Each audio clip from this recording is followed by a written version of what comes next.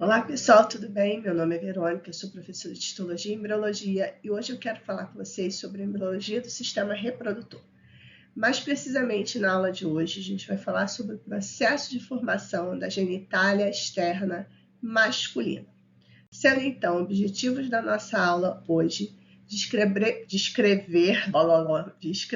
o processo de formação da genitália indiferenciada.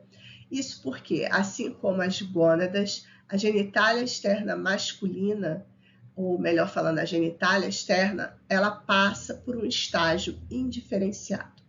Um período em que a gente, olhando morfologicamente, não consegue distinguir se aquele embrião é do sexo masculino ou feminino, embora o sexo cromossômico tenha sido determinado no momento da fecundação, né, pessoal? Além disso, a gente vai escrever o processo de formação da genitália externa masculina. Como essa genitália indiferenciada se diferenciou no saco escrotal e no pênis?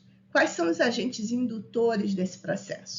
É sobre isso que a gente vai falar na aula de hoje. Então, antes de começar a falar precisamente do processo, a gente precisa lembrar que a genitália externa masculina, ela tem basicamente dois componentes. O saco escrotal, que é essa estrutura que vai alojar o testículo, o epidídimo, e a partir do qual sai o ducto deferente, né, numa estrutura chamada de funículo espermático. A gente tem também, formando a genitália, o pênis, que é o órgão da cópula. O pênis é formado por três corpos eréteis, os corpos cavernosos e o corpo esponjoso. Dentro do corpo esponjoso passa a uretra peniana, também chamada de uretra esponjosa. Lembrando que a uretra é um órgão comum no homem, ao sistema urinário e ao sistema reprodutor. A uretra masculina ela é longa e está dividida em três porções. A primeira porção, logo abaixo da bexiga, é a uretra prostática. E é a partir dessa uretra que surgem evaginações para a formação da próstata. A segunda porção é a uretra membranosa. E a terceira e última porção, que a gente também vai descrever o processo hoje, embora a gente já tenha falado um pouquinho lá na embriologia do sistema urinário, é a uretra peniana ou esponjosa. Mas, pessoal, para a gente falar do processo de formação do sistema urinário, a gente tem que relembrar uma estrutura que a gente estudou lá no sistema digestório, que foi a cloaca. A cloaca é a porção dilatada no intestino posterior e, por ser derivada do intestino posterior, ela é revestida por endoderma. Guarda esse detalhe, gente, que é importante. Bom, só que a cloaca ela não vai permanecer como cloaca, em todo o período embrionário, durante o desenvolvimento do embrião. Por quê? A cloaca ela vai ser septada por um septo de mesoderma chamado de septo uroretal.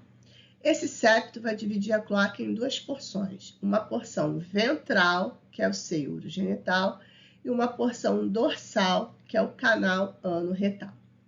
Essa porção ventral é que nos interessa hoje. Por quê? Como o nome diz, ela vai dar origem a estruturas urinárias e genitais. Parte urinária da cloaca ela vai formar, ou melhor falando, do seio urogenital será a bexiga e a uretra. Mas também a partir do seio, a gente viu numa aula passada sobre os ductos e glândulas genitais, que as evaginações do seio na região de uretra prostática vão formar a próstata. E mais abaixo, próximo à uretra membranosa e esponjosa, formam as glândulas bulbouretrais. A gente está retornando, está falando desse seio urogenital novamente, porque essa porção aqui do seio urogenital é chamada de segmento fálico ou porção fálica. E é a partir dessa porção que a gente vai ter a formação de parte da uretra peniana, tá? Bom, e como é que essa porção fálica vai contribuir para a formação da uretra peniana? A cloaca, pessoal, ela era revestida por uma membrana cloacal. Externamente, a gente tinha um ectoderma do proctodeu. Só que essa parte inferior dessa membrana cloacal, que foi dividida em urogenital e anal, ela vai se romper. E quando ela rompe a parte inferior do segmento fálico do seio urogenital, ficando somente a parte superior, né, e lateral, que vai dar origem à placa da glande, nessa região aqui mais cranial, e nessa parte mais caudal, a placa urogenital. Essas estruturas serão importantes para o processo de formação da uretra peniana. Bom, durante o desenvolvimento da genitália indiferenciada, que é formada por um tubérculo genital, por pregas, que inicialmente são as pregas cloacais, e por saliências labioscrotais, a gente vai ter participação do mesoderma migrando lá daquela região de linha primitiva, tá? Lembrando que a linha primitiva surge na região mais caudal do embrião. Então, durante a formação ali da região caudal do embrião, células mesodérmicas, que foram formadas a partir da linha primitiva, vão migrar e vão formar ao redor da membrana cloacal duas pregas, chamadas de pregas cloacais. Essas pregas cloacais, elas vão se fusionar na região anterior cranial, formando o tubérculo genital. E na sua região mais caudal, elas vão ser divididas, isso também com participação do septo uroretal, em pregas uretrais, também chamadas de genitais ou urogenitais, e pregas anais. Então, aqui, depois da septação da cloaca, aquela prega cloacal que se fusionou na região anterior e formou o tubérculo genital, vai ser dividida em pregas uretrais e prega anal.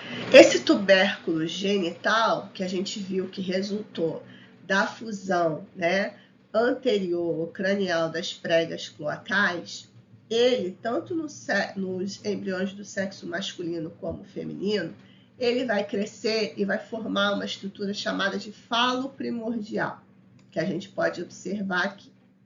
Em embriões do sexo masculino, por influência da dihidrotestosterona, né, que é o andrógeno resultante da conversão da testosterona, que é produzida lá pelas células de Leydig nos testículos fetais, ele vai crescer, vai continuar se desenvolvendo, e conforme ele cresce, ele se desenvolve, ele vai puxando, tá, para frente, né, vai puxando, vai tracionando as pregas genitais, que vão se aproximando.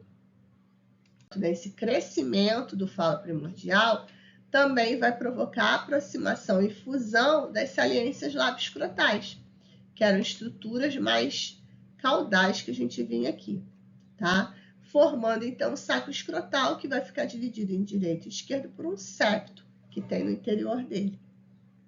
A linha de fusão das pregas genitais e dos sacos escrotais são a ráfia peniana e a ráfia escrotal. Bom, pessoal, só que enquanto isso está acontecendo, né, aquele falo primordial, ele vai formar a glande do pênis, a fusão das pregas vai contribuir para a formação da uretra e do corpo do pênis, e as saliências labioscrotais vão derivar da fusão, fusionadas, vão formar o escroto ou saco escrotal. Internamente, a gente também tem modificações acontecendo. Se a gente lembrar lá daquele iniciozinho, quando a gente falou da cloaca, eu disse para vocês que a membrana cloacal ia se romper e que a parte inferior do segmento fálico do seio urogenital, ela também ia ser perdida com o rompimento da cloaca. E a parte superior, que a gente pode ver aqui em amarelo, formaria a placa urogenital e a placa da glande, nessa região mais próxima aqui da glande. Bom, com a aproximação das pregas genitais, ó, aqui em amarelinho a gente está falando da placa urogenital, e aqui em azul aqui a gente está vendo o ectoderma, e essas protuberâncias aqui laterais são as pregas urogenitais. Com a aproximação das pregas urogenitais, que vão se fusionando nessa região aqui mais caudal, né, da genitália externa, essa uretra, ela vai se fechar e vai se formar, tá vendo? Então, aqui a placa urogenital de origem endodérmica, as pregas urogenitais que são formadas por proliferação do mesoderma, mas que são revestidas por ectoderma. Essas pregas vão se aproximando, vão se fusionando, e a uretra, né, que tem essa porção da uretra aqui mais caudal no pênis em formação, vai se formar pela fusão das pregas genitais. Porém, a uretra peniana, ela também tem uma origem ectodérmica. Por quê? Na região de glande, as células ectodérmicas vão proliferar, vão se invaginar, mostrando aqui pela setinha, tá? Formando um cordão de células ectodérmicas que vai se fusionar com a porção da uretra que derivou do endoderma do segmento fálico do seio urogenital, que derivou da placa urogenital. Essas duas porções se fusionam, formando a uretra peniana, tá? Uma vez que esse cordão se fusiona com a parte derivada do endoderma, ele sofre uma canalização e a uretra, então, vai ser formada. Às vezes, pessoal, acontecem algumas anomalias aqui na fusão das pregas genitais, no encontro entre o cordão derivado de células ectodérmicas com a parte da uretra derivada de endoderma, e a uretra ela fica com aberturas aqui nessas regiões mais inferior do pênis. E são anomalias que a gente chama de hipospade. Mas a gente já sabe que a anomalia a gente vai falar em um outro momento, né? Bom, em resumo, o que a gente falou hoje? A gente falou que a genitália indiferenciada, que era formada por um tubérculo genital, por pregas genitais e saliências labioscrotais, vai se desenvolver para formar o pênis e o saco escrotal a partir de influência de um hormônio que surge pela conversão de testosterona, que é a dihidrotestosterona, tá? Sem esse hormônio, deficiência desse hormônio, essa genitália não se diferencia. O tubérculo genital, ele cresceu, formou um falo primordial que continua se desenvolvendo por indução desse hormônio, tá? Tracionando as pregas genitais que vão originar parte da uretra peniana, a parte endodérmica dela, e o corpo do pênis. Esse falo primordial depois vai formar a glande do pênis. Assim como as pregas genitais se aproximam e se fusionam por conta do crescimento do falo primordial, as saliências labioscrotais também vão ser tracionadas, vão se fusionar para formar o saco escrotal. Correto? Bom, então, aqui de novo, mais uma vez, né, as referências bibliográficas, os livros que eu sempre gosto de estudar para montar essa aula para vocês. Terminamos mais uma aula sobre o sistema reprodutor. Eu espero que vocês tenham gostado e me sigam lá nas redes sociais, @loucasporisto, @cainaprova. Um beijão, fiquem com Deus. Até a próxima.